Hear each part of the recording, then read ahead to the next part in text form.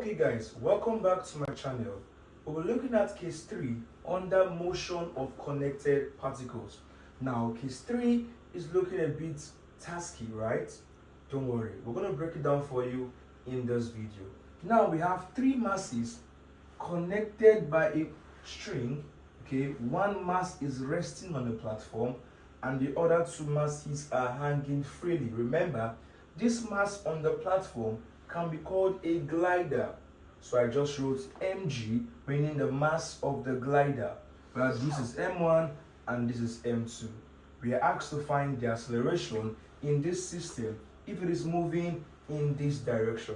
Again, we're going to break the parts into three. First of all, this first part, the m1, and then m2, and then the glider. So let's see object 1. What happens for object 1? Now, for object 1, we've done this before in our previous video. In case 1, object 1 and object 2 looks like what happens in case 1 when they were connected over a pulley in this manner, if you recall. 1 and 2. So same thing is happening here. So not to waste your time or bore you, we can just bring out the equations for both 1 and 2. So for equation 1, I'm going to say the tension T1 is, remember, object 1 is moving upward while object 2 is moving downward. So for upward motion, we're going to say M1G plus M1A for object 1. Now, for object 2, we've done that before, and it's a downward motion, right?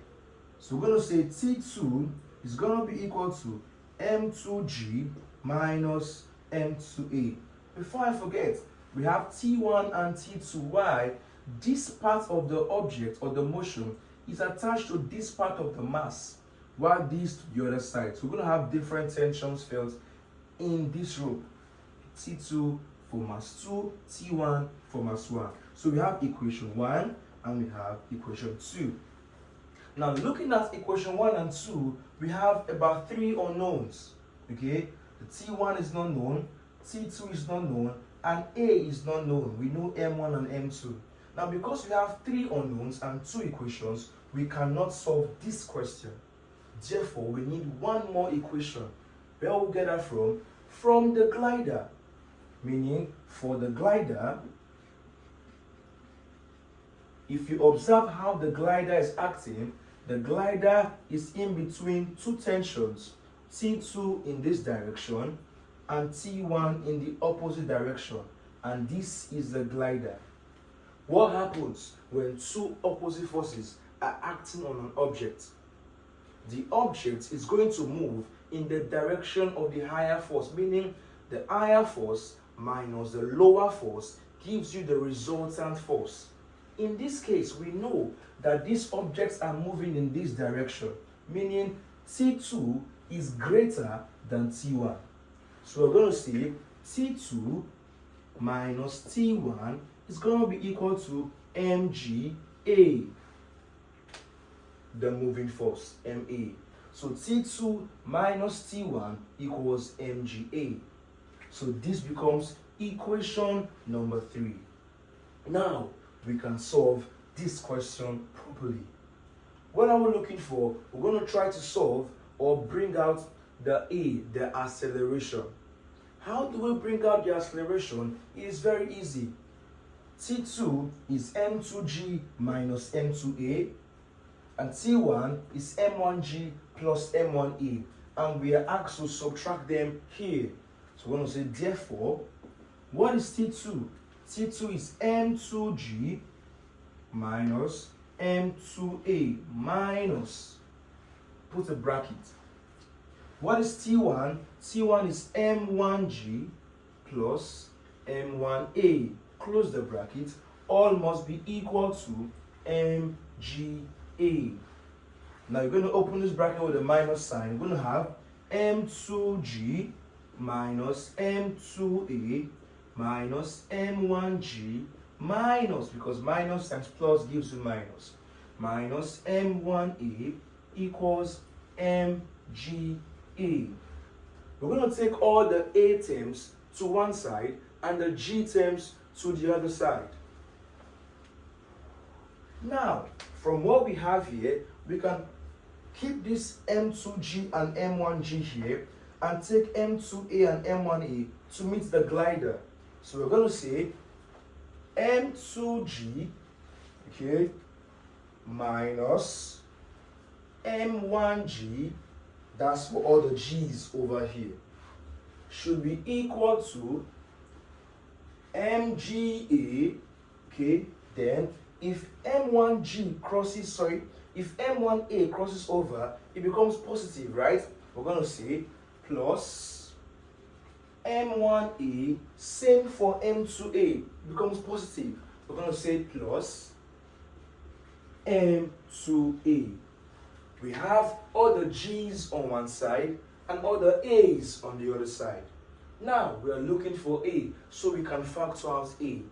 Before we do that, we can factor out g on the left hand side. So we have m2 minus m1 all into g equals, bringing out a here, we're going to be left with mg plus m1 plus m2, close the bracket.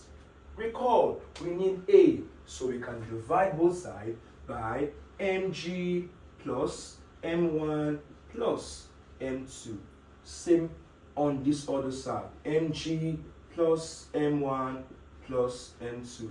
This takes out this, so we have the acceleration in this case to be m2 minus m1 all into g divided by mg plus m1 plus m2, and this gives you the acceleration in this system. We can find the tension by taking the a into either equation 1, equation 2, or 3, but we will do it by getting from 1 and 2 because you have two tensions, so you can find T1 and T2 from 1 and 2. This is all for case 3. A question for case 3. Now we have a system of this nature. M1, M2, and Mg. Don't forget, M1 is 2 kg, M2 is 6 kg, and the glider is 4 kg. We asked to find the acceleration, okay? And it's moving in this direction. Recall, we already agreed that in this case, the acceleration for the object is going to be m2 minus m1 all into g divided by the glider plus m1 plus m2. So putting your values into this, let's see what we're going to get. So m2, remember, is the mass in which the direction is going. So we have 6 minus m1, we have 2 all into 10 divided by the glider is 4 plus m1 again is 2 and then m2 is 6. Solving this, 6 minus 2 is 4, 4 times 10 becomes 40 divided by 4 plus 6 is 10, 10 plus 2 becomes 12. Okay, so we can divide further if we want to. 4 into 40 gives you 10 and 4 into 12 gives you 3, and 3 into 10 should give you 3.33 and so on. So meters per second squared. This becomes the acceleration in the system, and you can find T1 or T2 by the formulas in the previous video. Thank you very much for watching this video. We're going to move on to the next case, case 4, in the next video. If you're just joining or watching us, please subscribe, like, comment. You can ask your questions in the comment section and I will reply to the questions. Thanks for watching. Bye.